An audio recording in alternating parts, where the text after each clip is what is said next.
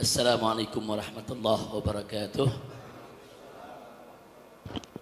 Bismillah walhamdulillah wassalatu wassalamu ala rasulillah wa ala alihi wa sahbihi wa mawalah.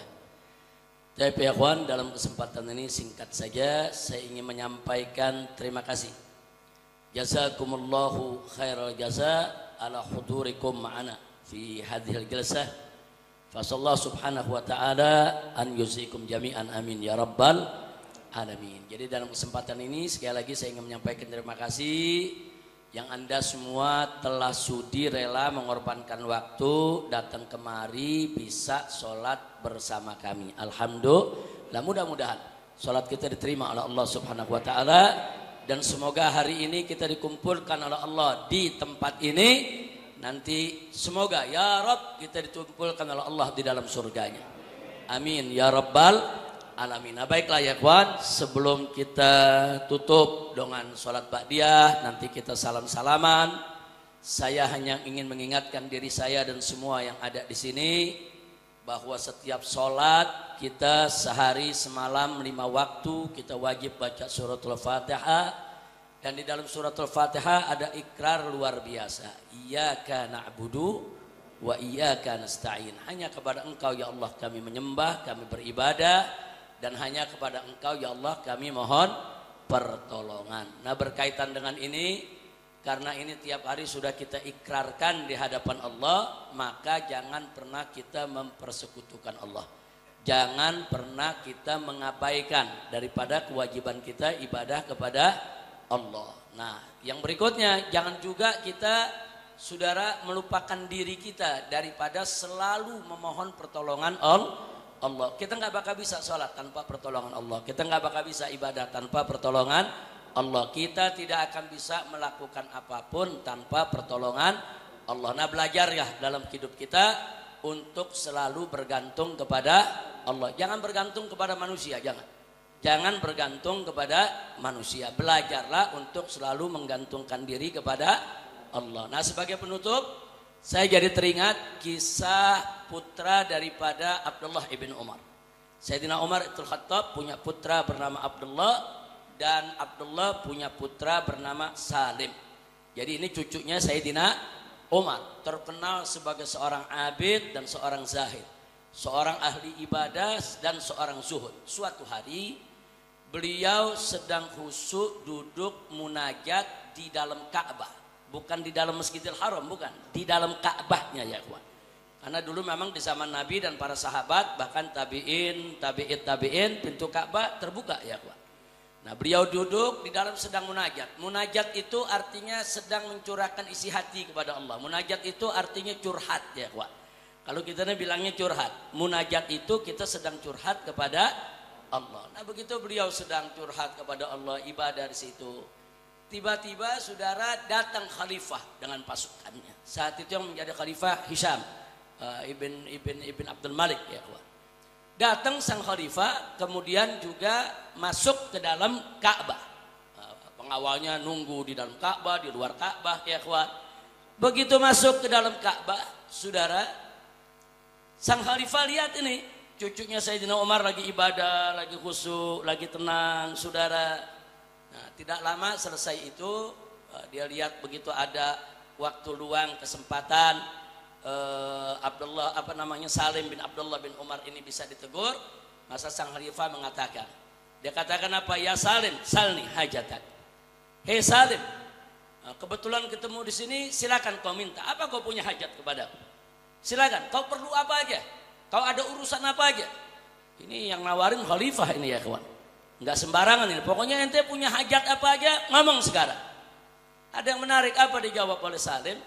Salim menunduk menjawab. Dia katakan kepada khalifah, inni astahyi an as'ala ghairuhu wa ana fi baiti. Nah, katanya, wahai Hisham, ana malu. Bagaimana Anda bisa minta kepada selain Allah sedangkan kita ini lagi ada di dalam rumahnya Allah? Gimana minta kepada selain Allah? Malu. Sang khalifah faham ya kawan, udah kalau segitu dia nggak ngomong apa-apa lagi. Selesai zikirnya dalam Ka'bah, kemudian keluarlah ini yang namanya Salim. Khalifah begitu melihat Salim selesai daripada ibadahnya, zikirnya, keluar dari dalam Ka'bah, maka sang khalifah pun menyelesaikan acaranya di dalam Ka'bah. Dia kejar ini Salim. Jadi bukan Salim yang ngejar khalifah, bukan ya kawan. Khalifah yang ngejar Salim. Begitu sampai di luar Ka'bah, apa sang khalifah mengatakan? Ya Salim, salni hajatak. Sekarang kita udah di luar Ka'bah. Sekarang kita udah di luar di rumah Allah nih. Ente punya hajat apa? Sampaikan. Kemudian Salim bertanya kepada sang khalifah, baik, sya'nud dunya amil akhirah. Ini yang ente tawarkan kepada ana nih urusan dunia apa urusan akhiratnya? Yang mesti ana minta. Nah si khalifah mengatakan, ya tentu urusan dunia dong. Kalau urusan akhirat nggak mungkin si khalifah bisa ngasih urusan dunia. Apa yang ente punya hajat?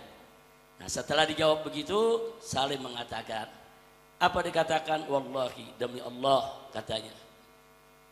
Kata Salim, saudara, lam as'alid dunya mimman yamlikuha. Aku tidak pernah minta dunia kepada zat yang memilikinya. Wa kaifa as'alud dunya, bagaimana aku harus meminta dunia mimman lam yamlikuha? Bagaimana aku minta dunia dari orang yang enggak memiliki dunia itu?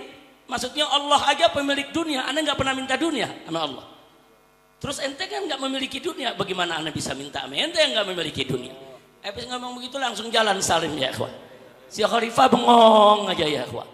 Nah ada pelajaran apa yang kita dapat dari sini? Nah kita diajarkan oleh Salim bin Abdullah bin Umar radhiyallahu anhum, gantungkan harapan kita semua kepada Allah. Jangan menggantungkan harapan kepada manusia ya kawan. Itu satu pelajaran luar biasa. Pelajaran yang kedua ya kawan, yang beliau tunjukkan kepada kita, saudara, jangan merendahkan diri kita kepada orang lain hanya karena jabatan dan harta benda mereka.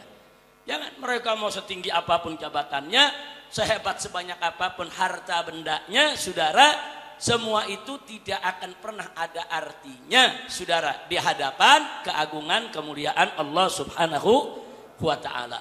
Dan yang terakhir, yang ketiga, pelajaran apa yang diberikan oleh Salim, saudara? Di sini kita bisa lihat, saudara, jangankan dalam soal yang munkar. Ini dalam soal minta dunia, saudara. Salim lagi ngajarin sang khalifah. Ini kan teguran buat sang khalifah, udahlah. Kau nggak sesombong dengan kau punya harta. Kau nggak sesombong kau punya kedudukan. Nggak usah nawarin ini itulah, Allah yang maha besar, yang kekayaannya begitu banyak. Ane malu minta dunia, apalagi sama ente. Artinya Salim ini sedang berdakwah sekaligus amar ma'ruf nahi munkar kepada sang khalifah tadi, tapi dengan cara yang santun, lembut, tapi menusuk ya kawan. Menyadarkan sang khalifah. Jadi jangan terlalu bangga dengan, oh ini kaya, ini bisa sembarangan seenaknya nawar-nawarin orang. Enggak ada apa-apanya. Kedudukanmu begitu tinggi di hadapan Allah, enggak ada apa-apanya. Kekayaanmu begitu banyak di hadapan Allah, enggak ada apa-apanya. Ini pendidikan yang luar biasa yang diberikan oleh Salim bin Abdullah bin Umar, bukan hanya untuk sang khalifah tapi juga untuk kita semua. Insya Allah mudah-mudahan kita dijadikan oleh Allah sebagai hamba-hambanya yang taat kepada Allah, yang taat kepada Rasulullah, yang tidak berharap kepada siapapun selain kepada Allah, yang selalu kita khususkan ibadah kita hanya untuk Allah, agar kita tidak mempersekutukan Allah dengan apapun dan dengan siapapun, dan kita hanya akan berharap kepada Allah, tidak berharap kepada makhluk. Amin ya rabbal alamin. Itu saja yang bisa saya sampaikan.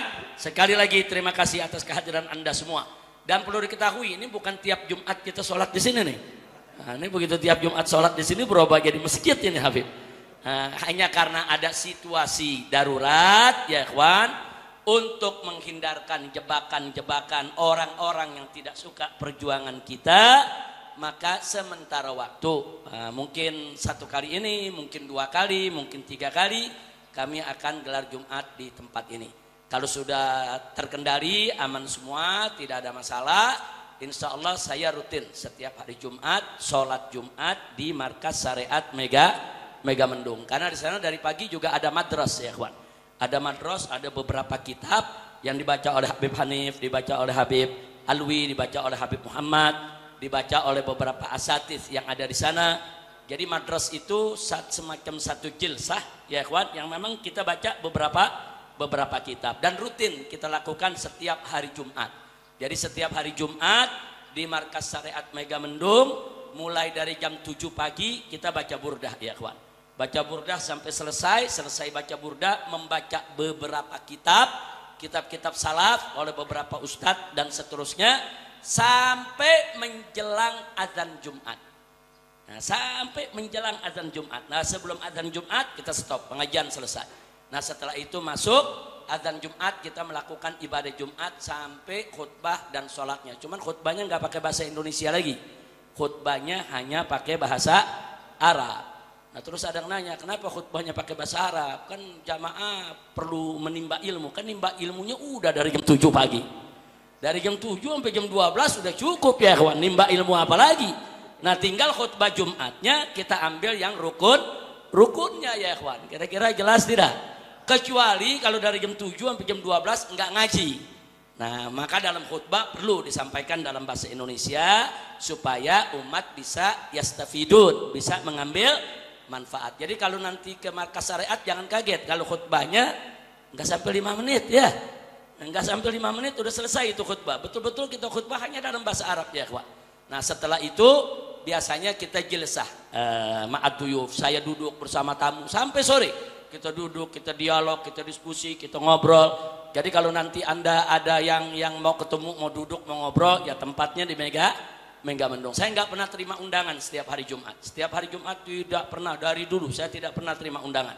Karena saya khususkan hari tersebut untuk sholat Jumat di Markas Syariat, kumpul dengan santri, kumpul dengan para asatiz, dan kumpul dengan para tamu ya ikhwan. Nah, insya Allah nanti kita bisa kumpul di sana. Nah, itu saja, silakan Habib Hanif, kita mau salam-salaman dengan semua. Yang setelah salaman nanti silakan untuk langsung sholat ba'diyahnya ya ikhwan.